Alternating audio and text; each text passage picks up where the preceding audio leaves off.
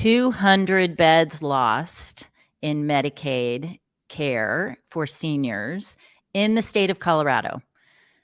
That is a terrible statistic that we have to figure out how to change. So we're going to talk about that today. If you're at all interested, stick with us. We are the Mavericks, and Francis has some really deep dive numbers to share why this is happening, and we'll talk about what we can do about it. Stay with this incredible show made possible by our wonderful sponsors, Assured Senior Living, love, it's what we do, and Serenity Engage, where care connects. Now, a brief message from Serenity Engage. Serenity connects aging service providers, older adults, and their loved ones in a single network. Our web, mobile, and smart assistance products power the network that enables real-time, HIPAA-compliant communication, collaboration, and education. When we care together, providers increase revenue and lower expenses, older adults receive better care, and family has greater peace of mind.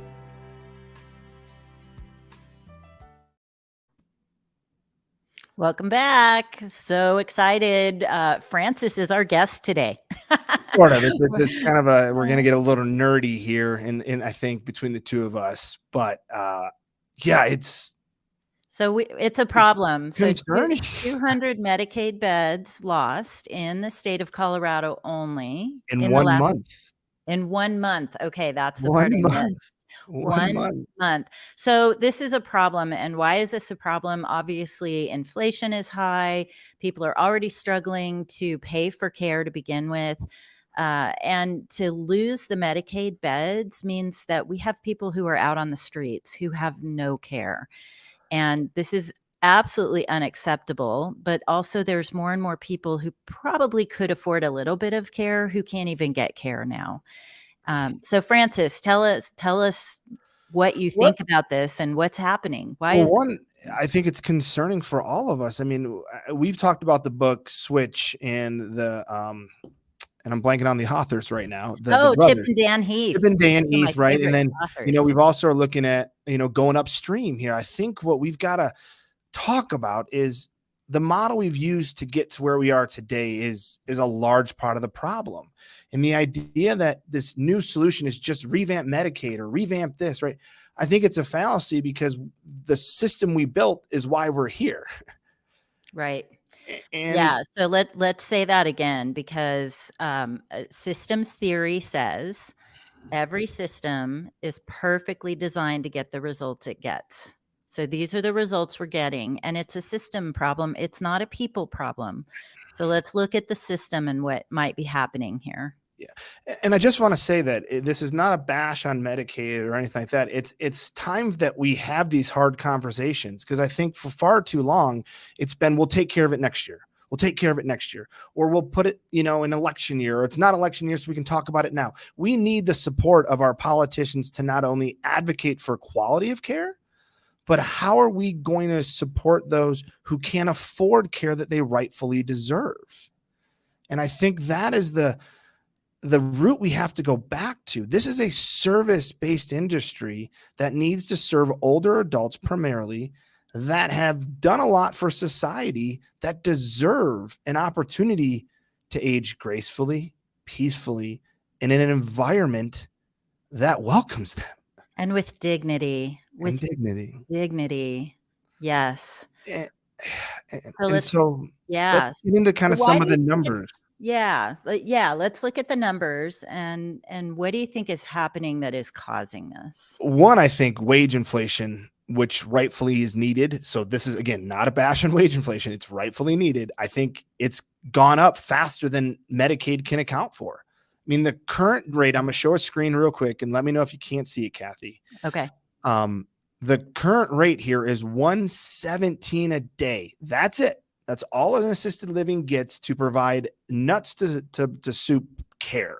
And that is, so $117 a day is what you get reimbursed for from Medicaid to service one patient. Sort of. Resident. This is where it gets a little wonky. So Medicaid will pay up to $117 a day. But don't forget, there is a contribution or a copay potentially from that person themselves.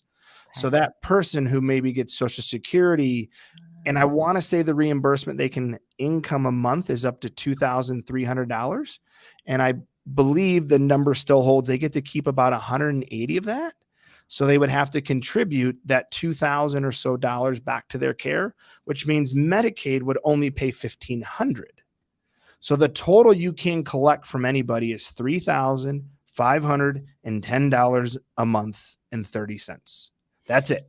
And to an average person, that might sound like a lot. So someone who's not in the industry and doesn't understand this might hear that number and say, okay, over $3,000 a month. I mean, I can live on that. So why can't they? So tell us more. So, okay, I agree with that. Let's break it down, right? What do you think the biggest cost is that most providers have? And I'm trying to not make this too dry, so I do apologize. This is a little dry. The biggest cost has got to be staffing. Right. It just has to be. Correct. So let's start there. Let's start with, real quick here. This is what you get per day. And so just want to reiterate that this is a daily rate, the total amount, whether it comes from a copay directly from Medicaid, that's the max. So let's go to the wage. Wages have gone up. Again, we have caregivers that deserve to be, paid a living wage. Mm-hmm. Yes. And, right now, and the reason I said employer costs, because there's, we have sick leave built in there. You have your payroll taxes. So, that's not necessarily maybe exactly what an employee is going to get. Maybe it's closer to $18 to $20 or $18 to $21, but this is still the employer cost, right? It still has to come from somewhere. And so when you factor that in, let's just assume we have one caregiver for 8 residents. That's it. Let's keep it super simple. Okay. That's a global care cost of $576 a day. So right there alone for someone around the clock, 24/7 is $576 for one person or one staff member. One staff member. That's it. One staff member. You won't have them. Hopefully you'd have them maybe work, there'd be breaking up in groups of 8 or, you're doing 12-hour shifts. But also I want to say this doesn't factor in overtime. Okay. So this doesn't factor in overtime, which right now most communities are seeing about a 20 to 30% overtime. Because of the staffing shortage, right? Yes. Okay. So then you can assume that this cost then is going to cost you probably on overtime $33 to $35 an hour. Okay. So now it's just jumped up. So that means if someone is in an overtime status, or my team, let's say for the last 3 days of the week are in an overtime status, for 24 hours times, let's say 33, that's $792 a day right there. Okay. But it's divided by 8, right? If they're supporting 8 people, one caregiver for 8 people, 8, right? Right. But let's try to not make this too dry. And I hate teaching math. It's okay. It's a math problem. Yes. Right now. It really is a math problem. And I think people want to know the nuts and bolts of the math problem, because it's so easy to just say, pay them more, do more, Medicaid should reimburse more. It's easy to say, but in practice, there are some real tangible things here with the math that we need to sort out. And maybe breaking it down like this to where what we get per day. So Medicaid pays max they pay for 8 residents, if they're all Medicaid, is $936.80 per day. All right. Let me put it into that Medicaid. Maybe this will help. We can start breaking it down by that standpoint. Yeah. And if that's the case, and you just said that with overtime, it's 800 something. $792. $792. So that leaves you like $146. Give or take. For everything else. And I know you'll talk about this, that has to include food. It has to include living expenses, utilities, engagement, activities, rental, right? There's a bed there. There's a house, like a place to stay, a roof. Yes. Yeah. So all of those things have to fit into $146-ish. Yep. So if they're not in overtime status, you have an extra about $360 to play with. Roughly. Okay.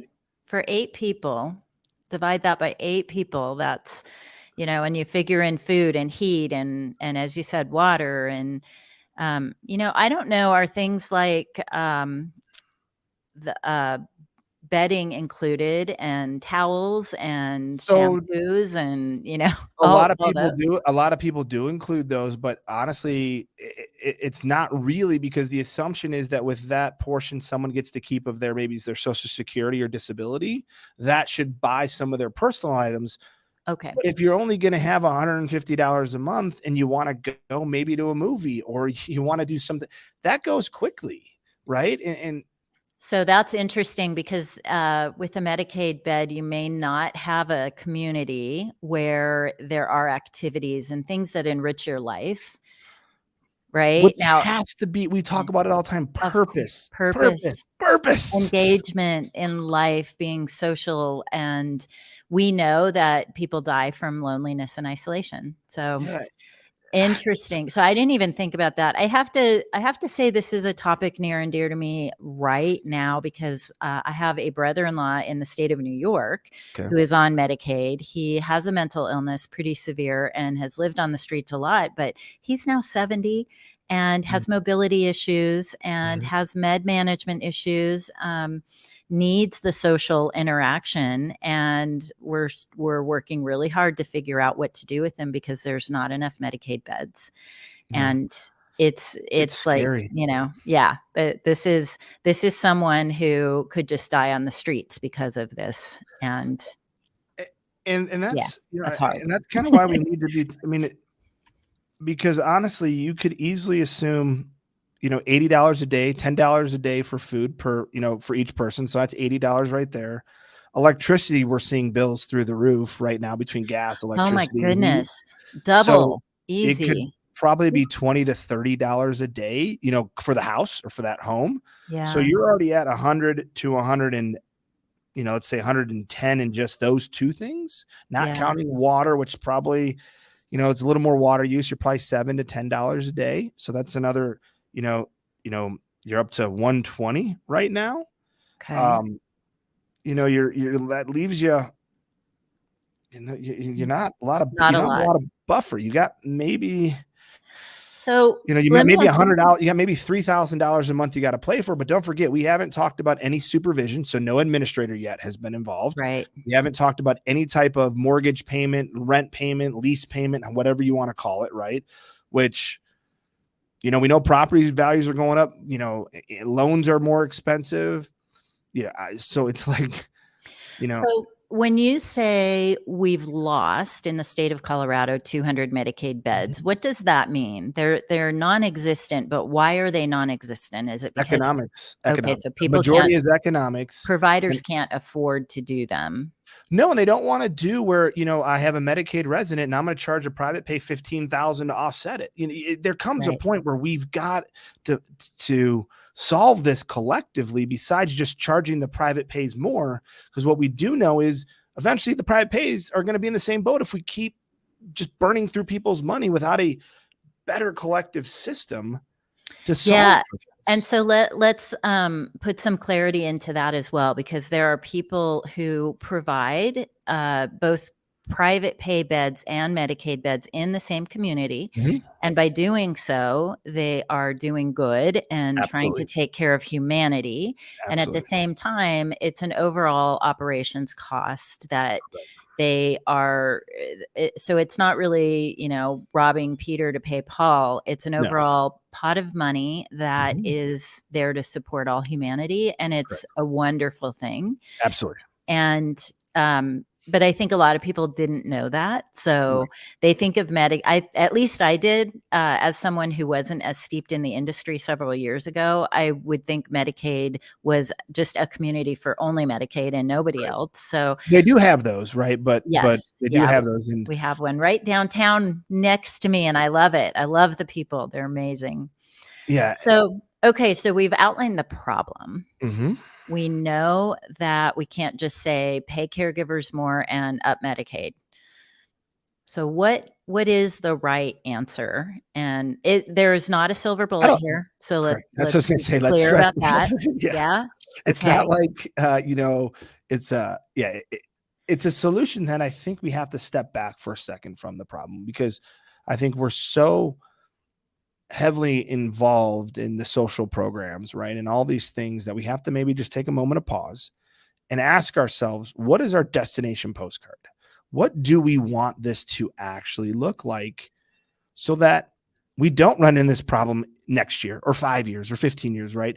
Maybe we'll run this problem in 150 years, which then maybe that's time to relook at the new system, right?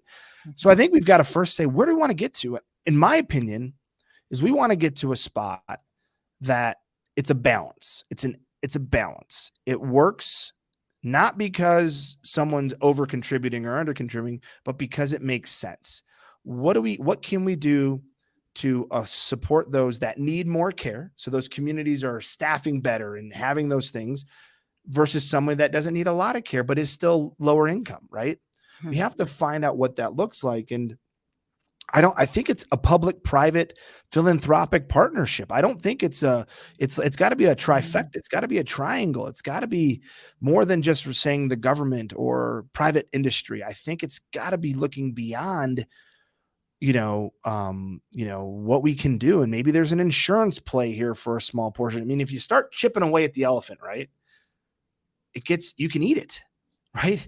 If everybody starts, if you get these little $50 contributes here, 100 here, 1,000 there, all of a sudden, maybe getting to where it's, $5,000 a month for memory care and $4,000 for someone that doesn't need memory care. That's probably where you're starting to get some real great movement. I can see that. And I like the thinking behind it too. It's creative. And it is something that we can start talking about. The destination postcard comes from, as Francis mentioned earlier, our favorite book called Switch from Chip and Dan Heath. And they also talk about scripting the next step. So for our audience, with the 3 minutes we have left here, for our audience, what steps can they take that are small enough that is something they could actually take action on? Is it getting in touch with their congressperson? I think reach out to your congresspeople, your state senators and your state representatives. And say what? Because a lot of times I hear, reach out to them. So we don't want to be specific. Ask them. I mean, I think we've got to be specific, or maybe even reach out to the state auditors. Ask them to audit the Medicaid program and what's going on, because this impacts home health and home care as well too. So I want to make sure that we are highlighting assisted living right now, but it's not, an issue that's just affecting assisted living. Skilled nursings are having issues too. So reach out and have them audit and look at, and just begin to make aware that this is a problem, not let's sweep it under the rug. I mean, all the bills that I have seen forward in this current legislature don't mention anything about affordability. They don't mention about the rising costs for our aging adults. We've got to have, a groundswell from a grassroots movement. Use social media. Everybody's on social media. Just ask the question. Ask the question of, hey, has anybody heard this? Or can we talk about this? We need action. And Alyssa Trujillo has a comment here from us, and I want to jump in and grab this before we end here. How do you think private pay communities could contribute to this? These communities are charging $8,000 to $13,000 per month. And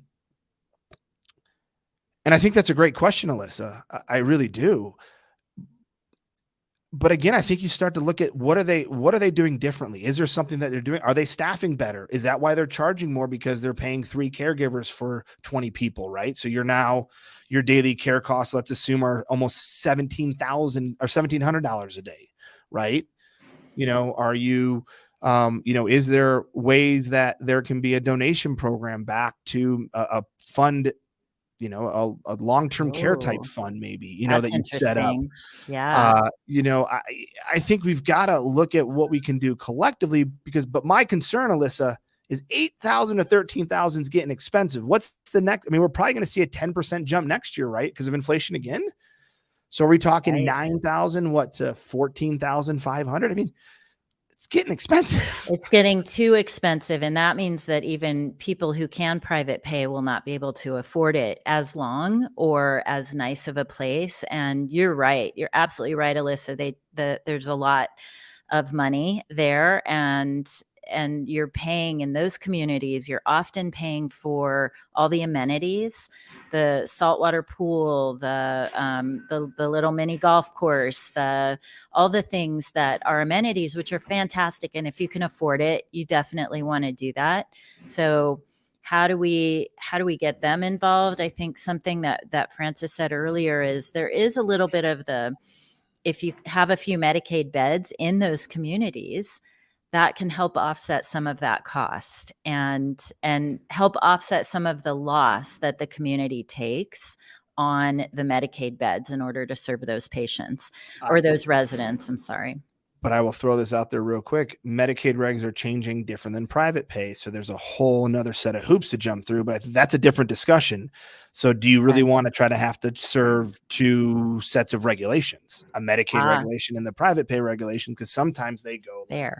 Okay. So we have a couple of regulations that are at odds regulatory with each issues other on occasion. Okay. Well, we're at the end of our time today. The goal here is to raise awareness. So if you can take a step and contact your congressperson, do some research would be my other thing to add to the action items. Reach out to us too, though. We have some, again, 20 minutes is not a lot to cover a relatively complex problem that affects the broad scope of healthcare as well too, right? So, post a comment. We'll happily get back to you and share some of the more details that we have here and maybe give you some more ideas as to what could be asked or how to approach it. But my first thing is let's get awareness. Let's really start to have these hard conversations and not kick them down the road, kick the can down the road. Love it. Let's do that. Alyssa, thanks for your contribution today. Join us next week when we interview Michelle Olson, and we're kicking off our Bright Spot series. So in our Bright Spot series, we're going to be putting a big old spotlight on people who are doing some really cool things. And we're going to talk about forest bathing. Yeah.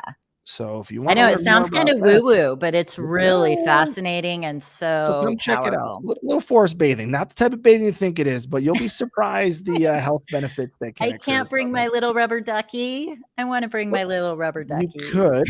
There might be something we can do with it. My little shower cap and rubber ducky. I'll be here. I'll be here, and I hope to see everyone else here as well. Yes. Thanks for joining us today.